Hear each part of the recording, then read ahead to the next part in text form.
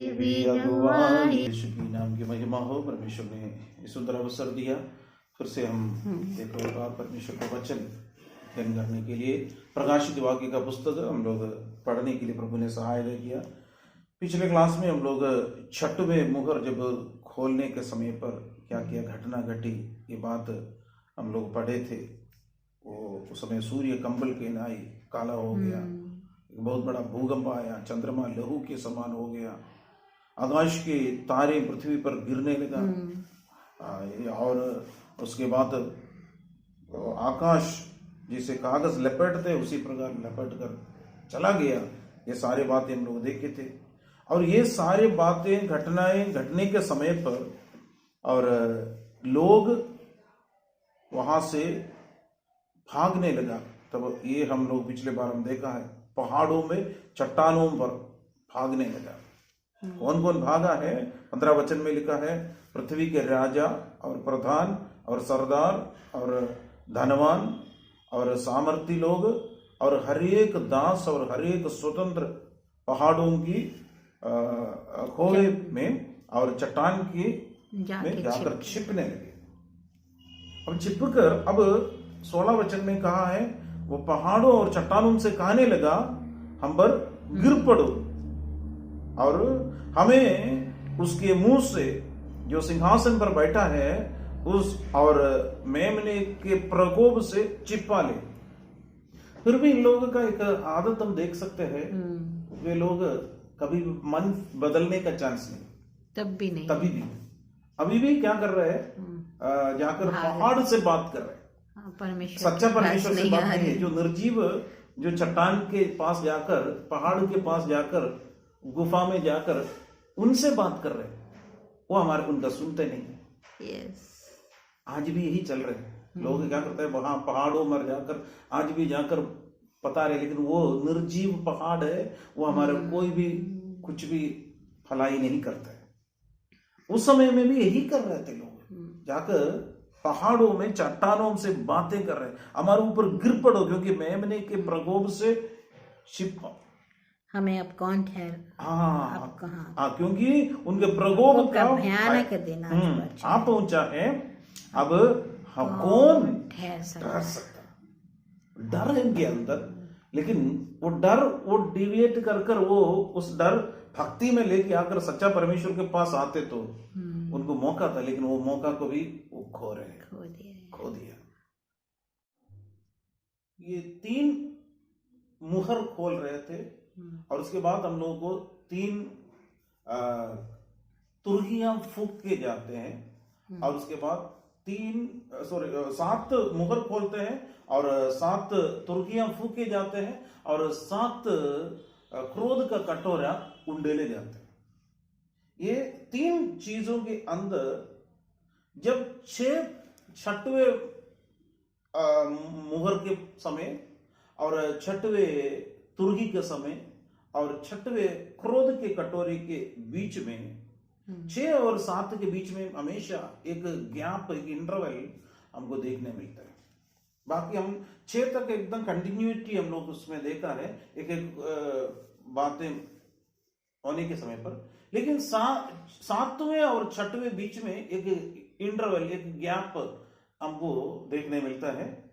वो हमेशा वो होता है, उसमें भी एक इंटरवल है। अभी 7 मुहर के समय में भी हम लोग देख सकते हैं, 7 तुरही के समय में भी देख सकते हैं और उसके बाद 7 क्रोध का कटोरा उंडेलेगा उस समय में भी देख सकते हैं। उसके बीच में एक इंटरवल है। अब 7 मुहर के बीच में 6 और 7 के बीच में एक इंटरवल है, एक गैप है। ये 7वें अध्याय में हम लोगों को मिल रहा है। अब वो 7वें अध्याय तुरंत जो 7वें मुहर नहीं खोल रहे, बल्कि वो एक दूसरे एक घटने के बारे में हम लोगों को दर्शा रहे थे। और यहाँ पहला वचन इस प्रकार लिखा है, 7 चैप्टर का 7 अध्याय का पहला वचन पढ़िए। मैं पढ़ दूं? इसके बाद मैंने पृथ्वी के चारों कोनों पर 4 स्वर्गदूत खड़े देखे। वे पृथ्वी की चारों हवाओं को थामे हुए थे। ताकि पृथ्वी या समुद्र या किसी पेड़ पर हवा ना चले। यहाँ पर वो सीन एकदम से अलग हो गया। हम लोग जब ये नाटक जैसे, एक ड्रामा जैसे, ये सब हमारे मन के अंदर ये सब देखना पड़ेगा, ये प्रकाशन, क्योंकि एक दर्शन है, परमेश्वर ने एक दर्शन यूहन्ना को पतमुस टापू में दिया। उसी प्रकार हम लोग भी हमारे इमेजिनरी में हम लोग वो लेके आना पड़ेगा, तब हमको ये पता चलता है। अब वो छठवें मुहर के समय का वो सीन सब हटकर दूसरे के सीन वहां पर आ गया।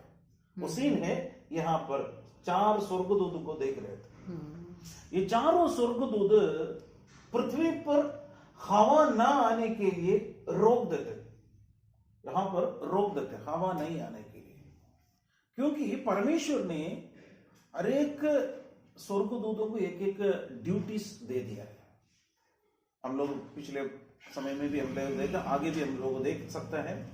कभी कभी हवा के ऊपर, अभी ये सब हवा के ऊपर अधिकार पाए हुए स्वर्गदूत है। कभी पानी के ऊपर अधिकार पाए हुए स्वर्गदूत को देख सकते हैं।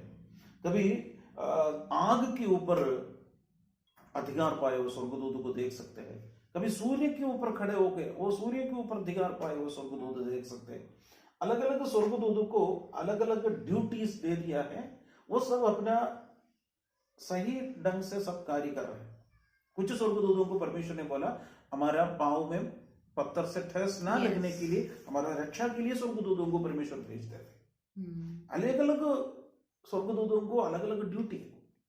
मिखाइल स्वर्गदूत जो आर्कएंजल है, महा योद्धा है, लड़ाई करना। गैब्रियल है तो मैसेंजर है, क्या करते हैं, मैसेज दे रहे थे। अलग अलग स्वर्गदूतों को अलग अलग ड्यूटीज परमेश्वर ने जो सौंपा है, वो सारे ड्यूटी अच्छी ढंग से कर रहे हैं। अब इन लोगों को ऑर्डर है स्वर्ग से, परमेश्वर के सिंहासन से एक ऑर्डर आ रहे थे। इसके बाद तो मतलब एक बहुत बड़ी एक समस्या यहां पर क्या करते हैं, 6 अध्याय आय खत्म होने के बाद, वो वाला सीन के बाद तुरंत एक बात इधर दिखाई दे रहे थे। इसके बाद मैंने पृथ्वी के चारों कोने पर 4 स्वर्गदूत खड़े देखे। 4 स्वर्गदूत वहां पर जब खड़े देखे और उनको एक अधिकार, वो एक ऑर्डर मिला। क्या है, पृथ्वी के चारों हवाओं को थामे हुए थे ताकि पृथ्वी या समुद्र या किसी पेड़ पर हवा ना चले, हवा बिल्कुल नहीं चले। एक ऑर्डर है। यहां परमेश्वर का एक बात हम देख सकते हैं यशायाह नबी का पुस्तक में, यशायाह 11 अध्याय है, उसका 12 वचन पढ़ेंगे। यशायाह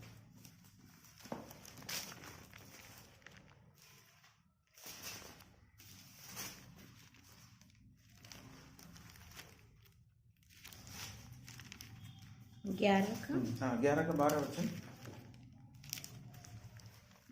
11 का 12 से बोलता है, वो जाति जाति के लिए झंडा खड़ा करके इज़राइल के सब निकाले हुओं को और यहूदा के सब बिखरे हुओं को पृथ्वी की चारों दिशाओं से इकट्ठा करेगा। पृथ्वी की चारों दिशाओं से इकट्ठा करेगा। ये एक बहुत बड़ी एक भविष्यवाणी यीशु मसीह के बारे में जो बता रहे थे।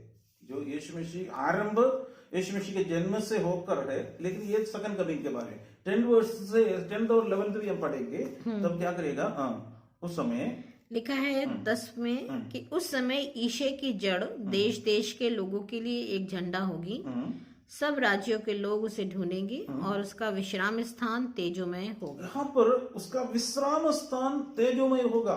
ईशे के उस समय ईशे की जड़ देश देश के लोगों के लिए एक झंडा होगी।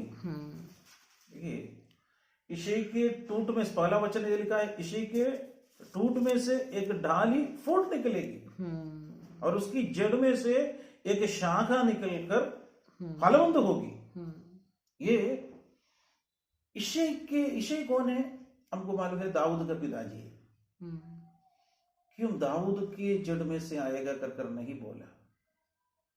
एक कारण है, क्योंकि दाऊद राजा है।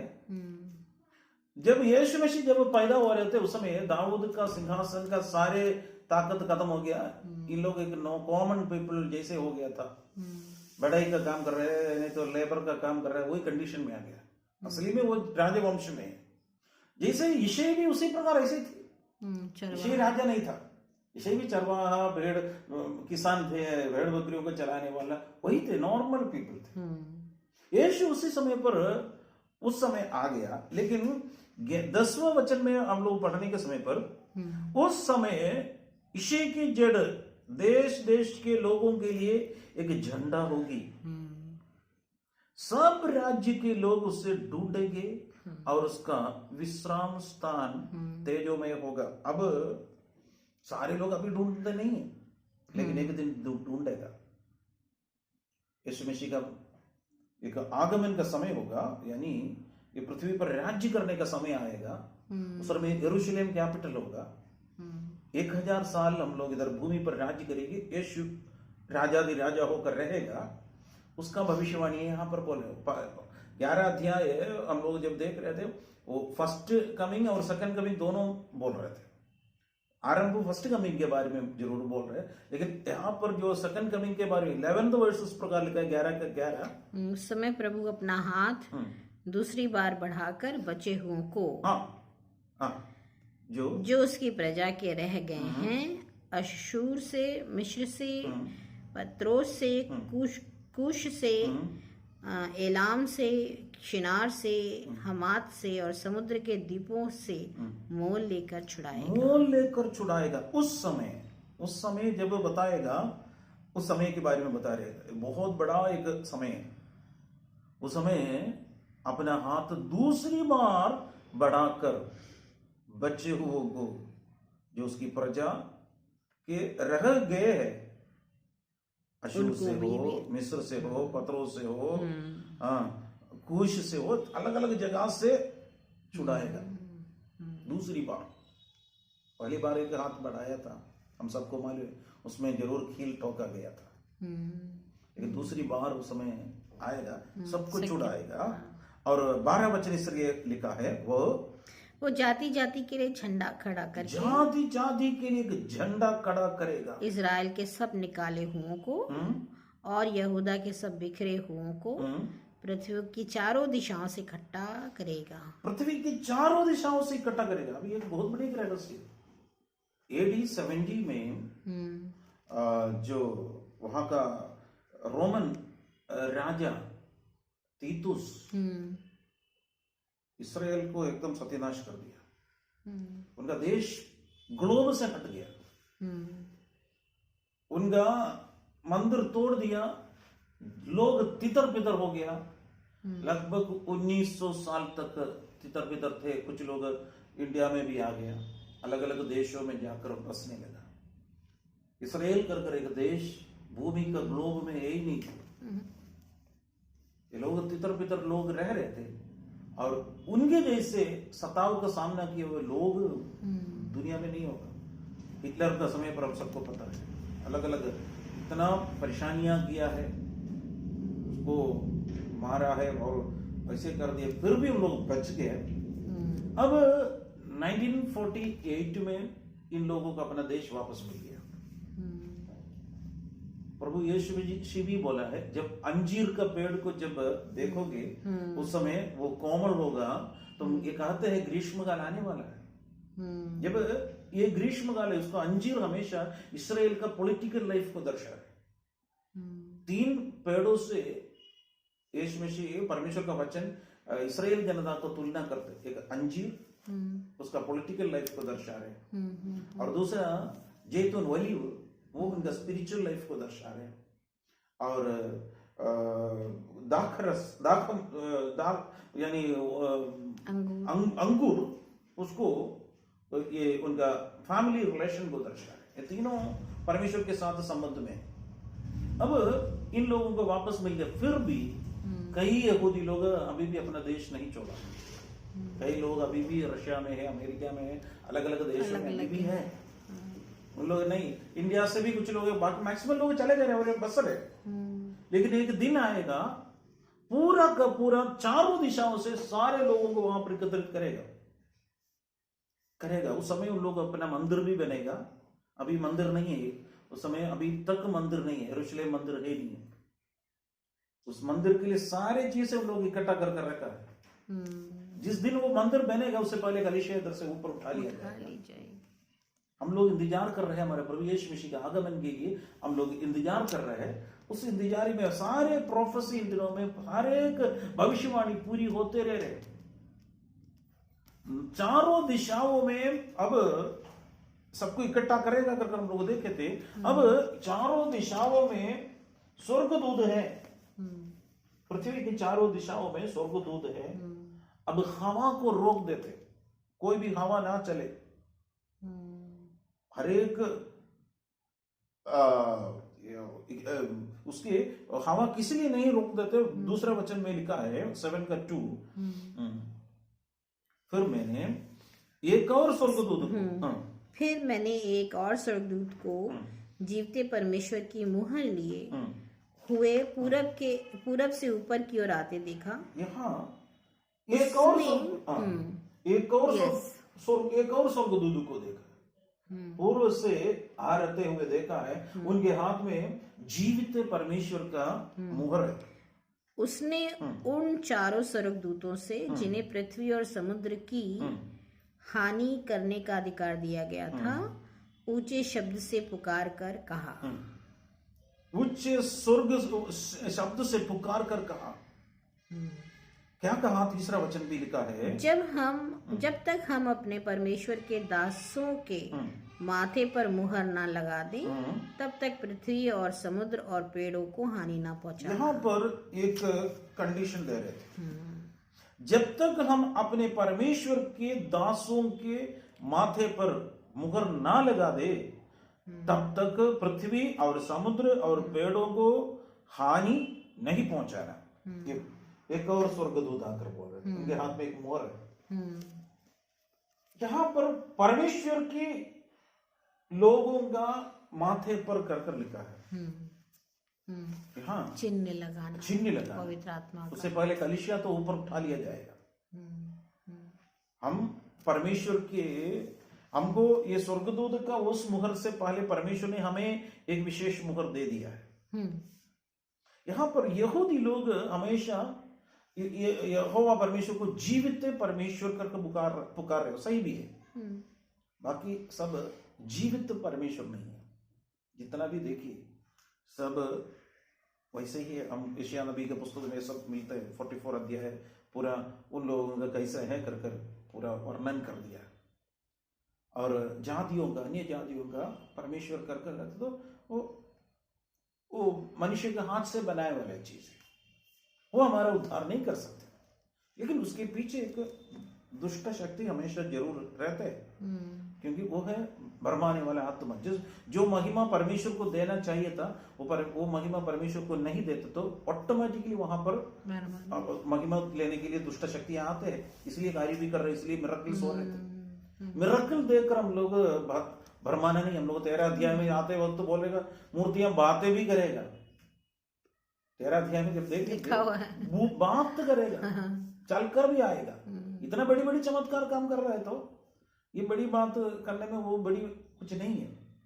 लेकिन जीवित परमेश्वर वो है सच्चा परमेश्वर। उसकी मुहर लेके आकर दे रहे थे। और हमें परमेश्वर एक मुहर लगाया। दूसरा कोरिन्थियों का पत्री 1 अध्याय उसका 22वां वचन में, 2 कोरिन्थियंस 1:22। 2 कोरिन्थियन का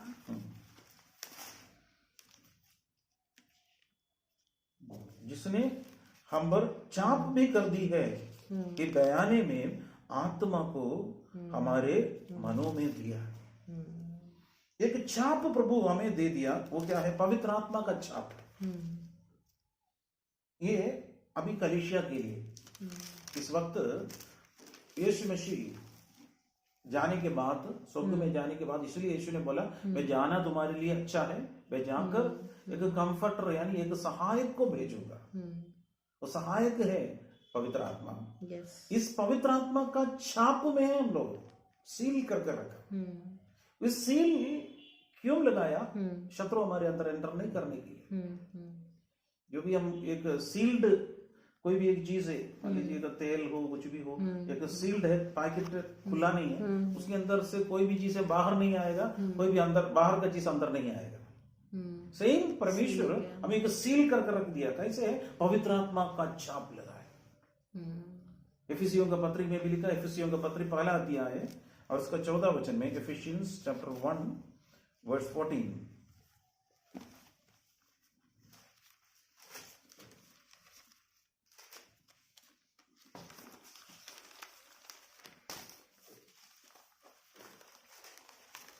ऐसा लिखा है कि वो उसके मोल लिए हो के छुटकारे के लिए हमारी मिरास का बयाना है कि उसकी महिमा की स्तुति हो। यहाँ पर लिखा है वो उसके मोल लिए हुओं के छुटकारे के लिए हमारे मिरास की बयाना है कि उसकी महिमा स्तुति हो।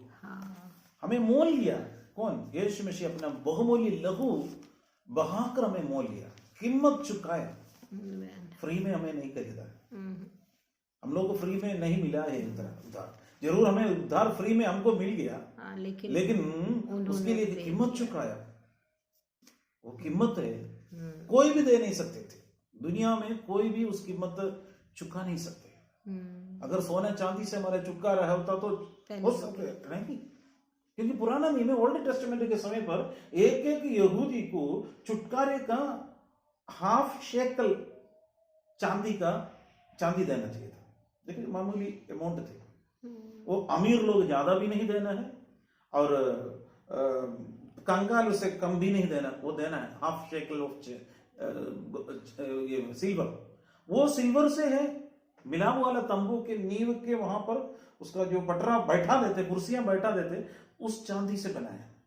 यानी हमारा इस मंदिर को खड़ा किया है छुटकारे का पैसा, यानी यीशु मसीह का बहुमूल्य लहू से हमें खड़ा कर रखा है। हम लोग प्रभु के लिए यही है करके पता रहे, ओल्ड टेस्टामेंट है। लेकिन नया नियम में पत्रों से बोला थे हमारा छुटकारा सोना चांदी या नाशवान वस्तुओं से नहीं, निर्दोष और निष्कलंक मेमना अर्थात यीशु मसीह का बहुमूल्य लहू से होगा। उससे हमारे लिए पवित्र आत्मा के भी छाप है, और हम देख रहे थे यीशु मसीह का लहू का एक छाप है, इसलिए उसके छुटकारे के लिए हमारे लिए मिरास का बुलाया है, बयाना में है, हमें प्रभु ने दिया है, उसकी महिमा हो। परमेश्वर हमें अपने मिरास के लिए दिया है। इफिसियों का पत्र 4 दिया है और इसका 30 वचन में भी लिखा है, परमेश्वर की पवित्र आत्मा को शोकित मत करो, जिसे तुम पर छुटकारे के दिन के लिए छाप दी गई है। पवित्र आत्मा शोकित ना हो, पवित्र आत्मा ग्रीव नॉट द स्पिरिट, हम आत्मा को दुखी ना करे। हमें क्यों दिया है? अंतिम आखिरी दिन के लिए, छुटकारे के दिन के लिए छाप दी गई, हमें भी दी गई। वो है हमारे लिए, अभी कलीसिया के लिए प्रभु ने दिया। कलीसिया के लिए परमेश्वर ने ये छाप दे दिया। यूहन्ना 6 अध्याय उसका 27वां वचन, जॉन 6:27,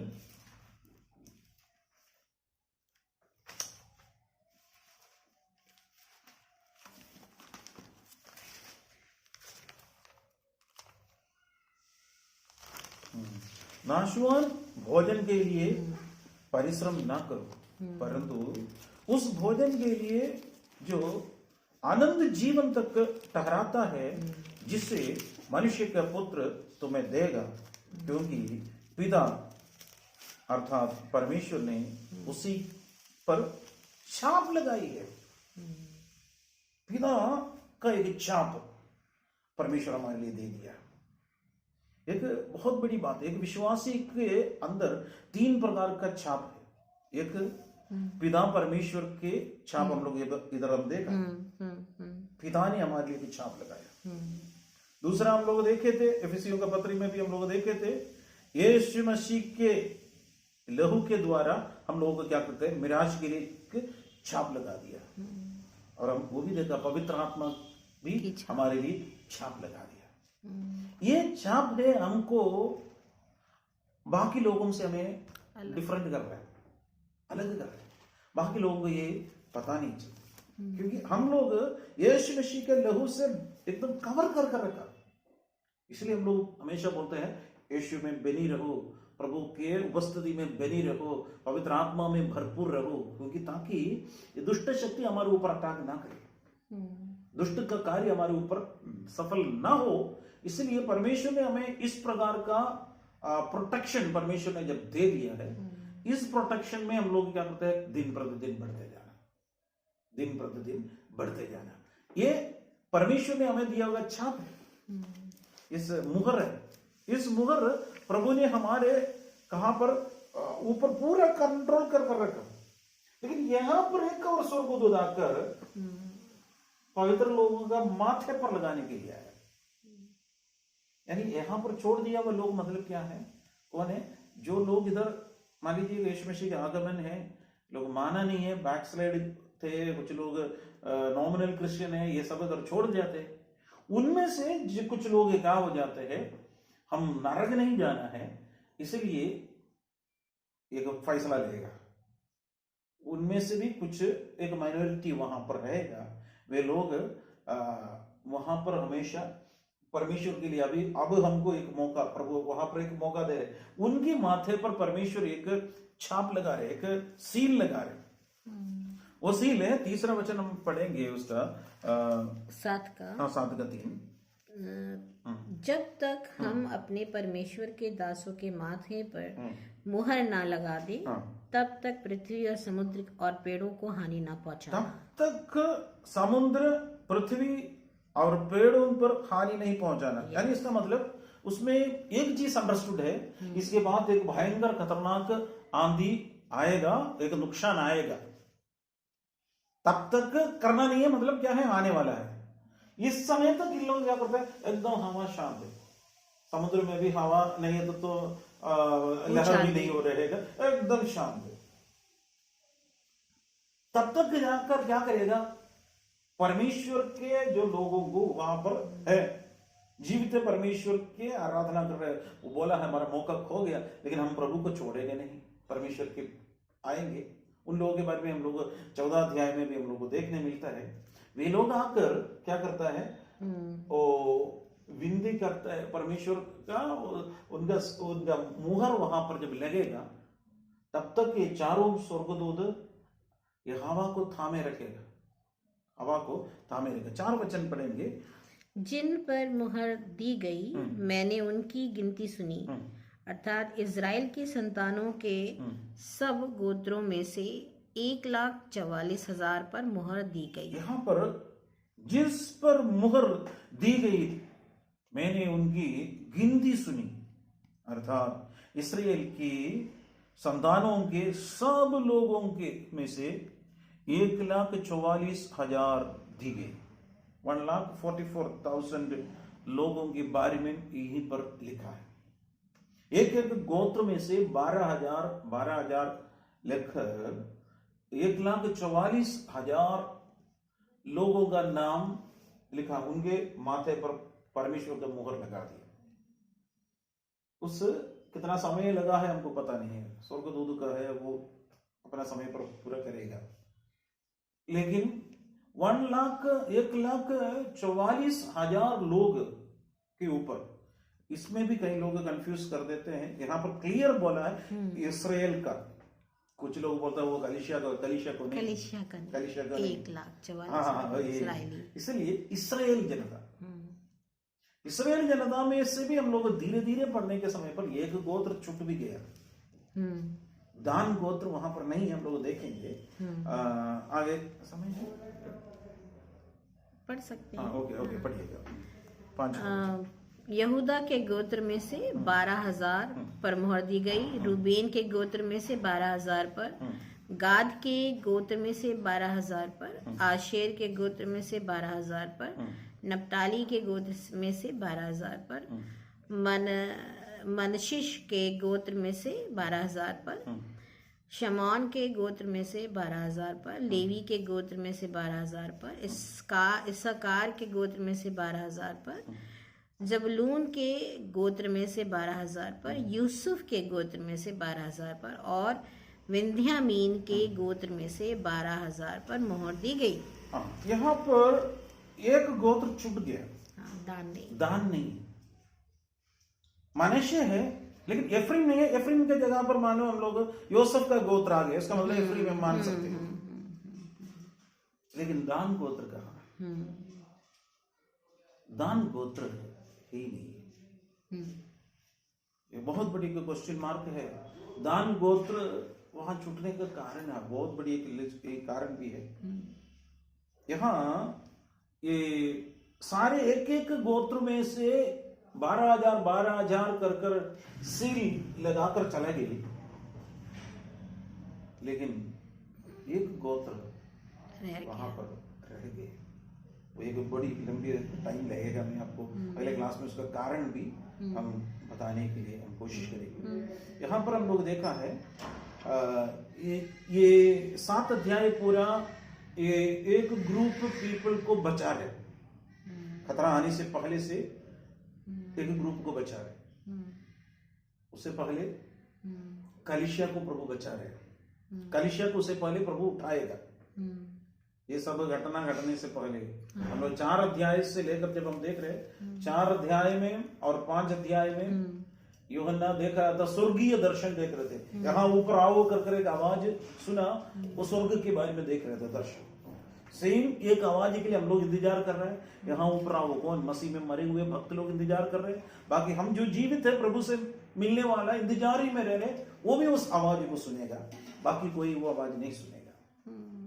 केवल यूहन्ना वहां पर पत्मोस टापू में उस आवाज को सुना।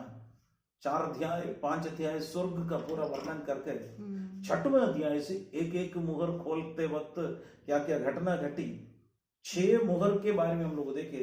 7वें अध्याय में एक इंटरवल हम लोग देख रहे थे।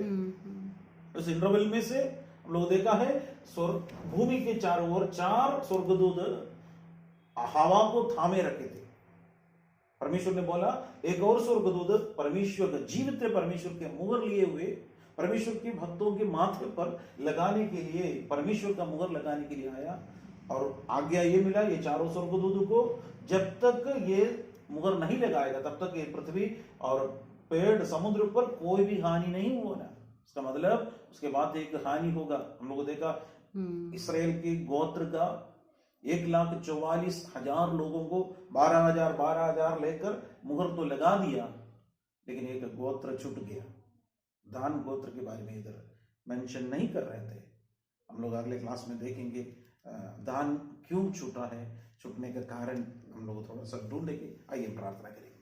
सर्वशक्तिमान दयालु पिता परमेश्वर, हम आपको धन्यवाद देता हूँ प्रभु यीशु, आपके अद्भुत वचन के लिए परमेश्वर धन्यवाद देता हूँ प्रभु। आपके वचन की गहरी बात को प्रभु जी आप हमें समझाया, इसलिए धन्यवाद देता हूँ प्रभु जी। हालेलुया। आपकी आगमन निकट है, आपके आगमन में हम सब लोग प्रभु आपके राज्य के लिए आने के लिए प्रभु परमेश्वर आप सहायता कीजिए। तेरे अभिषेक और तेरी कृपा और तेरी दया परमेश्वर तेरे बच्चों के ऊपर प्रभु जी बनी रहने के लिए प्रार्थना करता हूँ। ये वचन जितना लोग सुना है प्रभु जी उनके लिए भी प्रार्थना करता है प्रभु जी। हालेलुया। सारे लोग आशीष पाने के लिए परमेश्वर सहायता करे, कृपा मदद की, इसलिए धन्यवाद देता हूँ। सारे आदर, सारे महिमा, सारे प्रशंसा आपको दे देते हैं। यीशु के नाम से मांगते हैं, सुनो।